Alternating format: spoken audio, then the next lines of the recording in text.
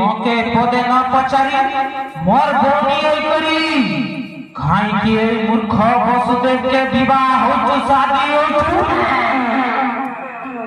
ছাড়িবি নাই তোর গর্ভর সন্তান ওর শত্রু হেব কেবে হেলে ছাড়িবি নাই ওই তোর গোড় ধরে চেয়ার করে কইছি মকে ছাড়ি দে ভাই, মকে ছাড়ি দে। না কেবে হেলে ছাড়িবি নাই। তুমি দুই জনকু মই মারি মারি মোর জৈর ভিতরে বন্দী করিবি। না ভাই, মুই তোর গোড় ধরে চেয়ার করেছি, মকে ছাড়ি দে ভাই, মকে ছাড়ি